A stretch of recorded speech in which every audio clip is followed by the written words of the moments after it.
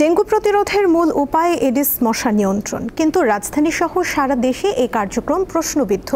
ঢাকা দক্ষিণ সিটির অবস্থা বেশ নাজুক। নাগরিকদের অভিযোগ, কর্তৃপক্ষের উদাসীনতায় মশা বাড়ছে। ওয়ালটন এখন দেশের সীমানা পেরিয়ে পৌঁছে গিয়েছে 50টিরও বেশি দেশে। ওয়ালটন, ঘরে ঘরে বিশ্বজুড়ে। মশা নিয়ন্ত্রণে ফগার মেশিনের মাধ্যমে ধোঁয়া দেওয়া আর লার্ভা ধ্বংস করতে পানি জমে থাকা স্থানে ওষুধ ছিটানো, এই দুইভাবে এডিস মশা নিয়ন্ত্রণ করে সিটি কর্পোরেশন। বাসাবাড়ির আশপাশ, নির্মাণাধীন ভবন ও রাস্তায় মাঝে মধ্যে এমন ওষুধ ছিটাতে দেখা যায়।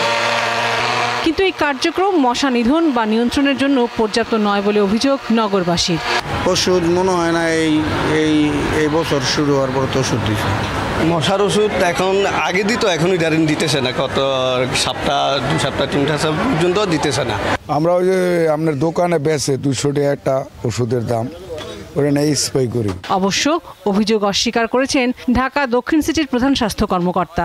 আর স্বাস্থ্য অধিদপ্তর বলছে, ব্যক্তিগতভাবে মশা নিয়ন্ত্রণের উদ্যোগ নিতে হবে। 5ই আগস্টের পরে তো আসলে অনেক পরিবর্তন হয়েছে। আবার আপনারা জানেন যে আমাদের 1.5 মাস অফিস বন্ধ ছিল, সেখানে অনেক কিছু শিডিউল চেঞ্জ হয়েছে।